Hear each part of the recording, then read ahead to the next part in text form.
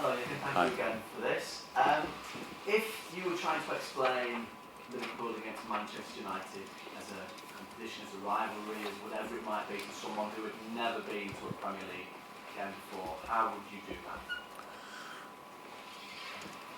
Well, I'm the wrong person probably to do that This because is the 13th time that you've been involved in this meeting, so there's no better than that. yeah.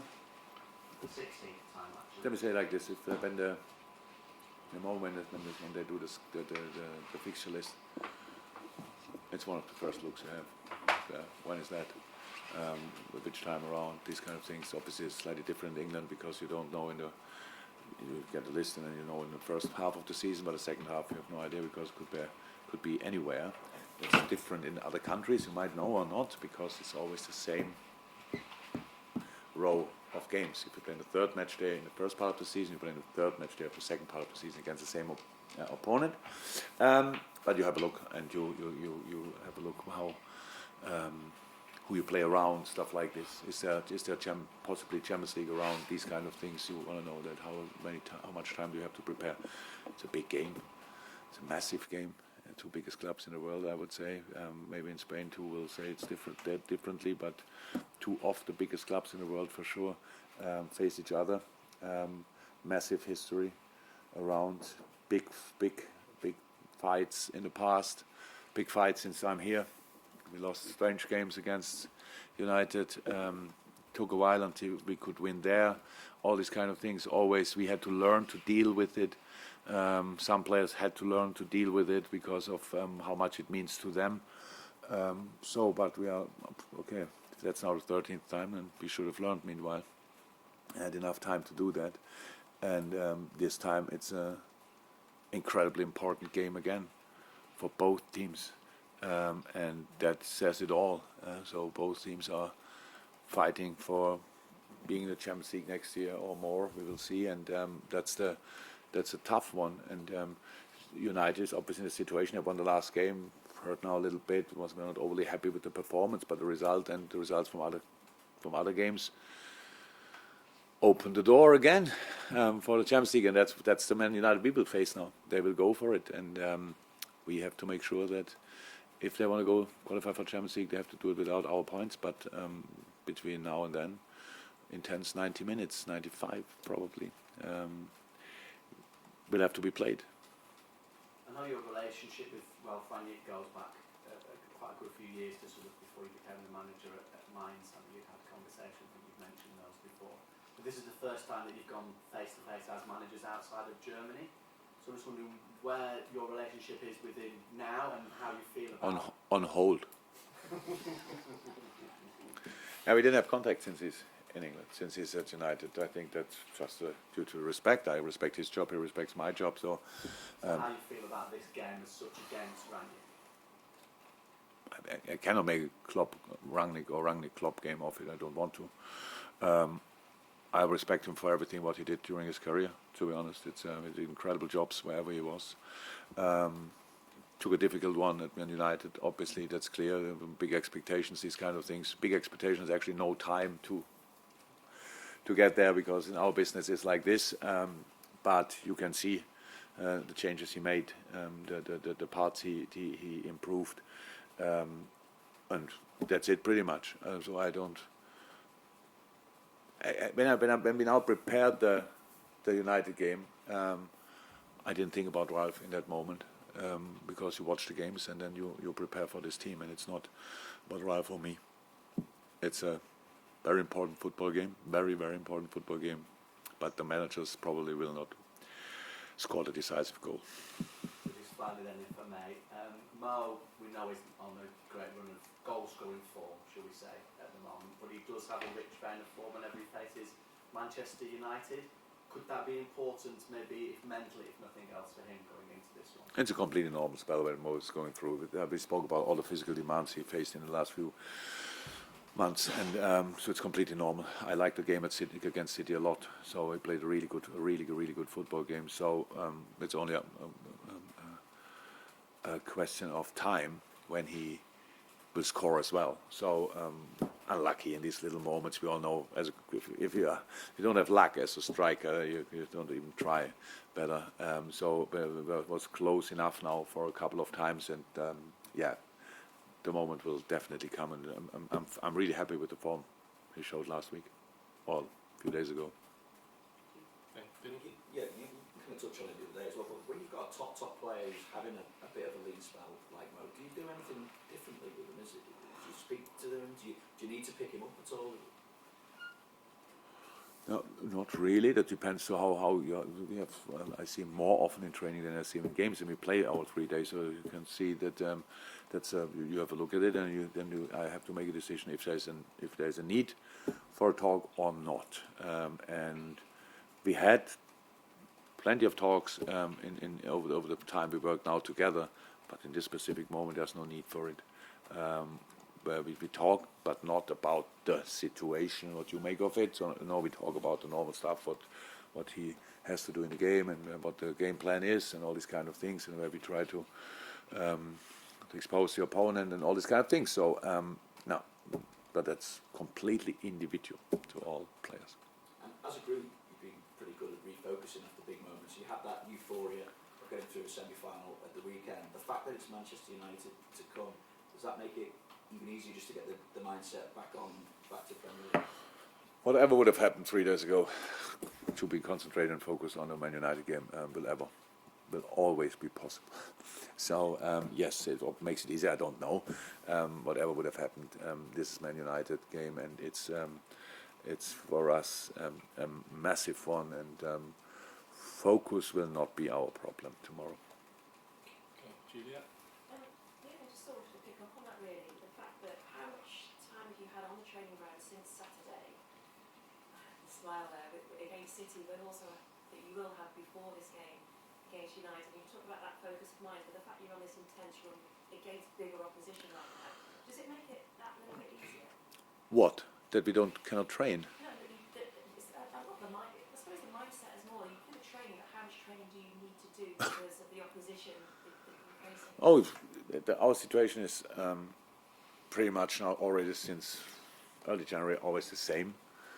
There was one international break in, I think, but apart from that, it was always the same. You have so we play on Saturday, Sunday morning session with the boys who didn't play, kind of normal session. Other boys recover. Today's Monday. Tomorrow we play. So means we have exactly this session today. This session will not last forever. This session will not have 11v11 elements where you go in challenges. It's just explaining the difference between the two games, the last one and this one, because you have it in your mind. What can we use from that? What do we have to ignore from that? All these kind of things. It's really more the longest part. Again, today we'll be sitting here in this room and having the video meeting just to show what are they doing and what are they allowed to do against us, these kind of things. So it does make it easy or whatever. I would prefer always to have time to properly recover and then time to prepare properly, but that's wishful thinking. It will never happen again. So as long as you are successful, you don't have the time. And that's why it's pretty demanding for the players that you always like. We're not celebrating now that we won the semi-final or qualified for the final, but of course it's on the way home. It's you are literally flying, not only sitting in a plane, and that's great. But the boys wouldn't be here, and we wouldn't be in the situation we are in if they would not be ready always to cut off last game, prepare next game as good as you somehow can, and then let's play it as good as you can. And but it's actually, so for 3-4 teams in the league, it's exactly the same. For some others, they have obviously lesser games and they can prepare longer. This week now it was pretty similar for United. Same, I think, was Saturday as well against Norwich. And now they didn't have more time, and they cannot use more time. You cannot do anything in training in that time. It's clear. Okay, Chris. Jurgen, the 5-0 win at Old Trafford was one of the last games for United under Ole Gunnar Solskjaer. Just wondering, what changes in United have you noticed under Ralph Rangnick to the latter time of Ole Gunnar Solskjaer's reign? Actually, nothing I want to talk about really. obviously it's I think so. Ralph tried to organize the team. That's how it is. Bring it in a clear structure with the squad you have. That's what he did. And United played some really, really good games. But because it's United, even when you win the games, it's but here's a little bit, that's still not there and stuff like this. So it's difficult to gain some momentum, I can imagine. And so that's it. But we concede lesser goals, for sure. And they dropped some points. If you put them on the points tally, then you see all of a sudden they are fourth in the table, and if you are fourth in the Premier League, means you are a quality side, because with all the opponents you have, it's madness how consistent you have to be to get somehow close to that area. We also see Tottenham flying in a moment and get a little drop here, but the quality they have is incredible. Chelsea is so strong, and we are all still fighting for getting qualified for the Champions League next year. And if you did that, from that moment on, you can think about something else. But United is in that group as well, and that says a lot about the quality they have. And I just wonder as well, the midfield three rightly got a lot of praise from their performances on Saturday. Well, given the options that you have in midfield, how difficult is it to select your three in midfield when the options that you'll be leaving out as well? Yeah, in our situation it's clear. But there were some players on the squad for the weekend, for example, and will not be in the squad for tomorrow, who are in a really good shape. Really, really, really good. So nobody that I wouldn't tell here, obviously, would say it's easy for us to leave him out. But the boys behave good. If we achieve anything this year, whatever it will be, it's because of how all the boys deal with the situation, and that means as well the boys who are not in the squad from time to time, because they keep still the training quality on extremely high level. Really, all credit to them. It's absolutely outstanding. So now making decisions, it's good. I have to do something. I don't run, obviously, on the pitch, and I don't score goals. I don't defend, all these kind of things. So I have to do something, and decision making is one of the things I have to do. And that's all about, you try to figure out how it is. You try to, what is the best possible formation, and you have to think about intensity in the past, who played how often, all these kind of things. We didn't have that situation too often. Usually in that part of the season, we are already on three wheels and try to get somehow through. So hopefully we have to make this decision until the end of the season. Okay, last question, Carl, please. Sadio, great game on Saturday. I think he's got 4 goals, 4 games now.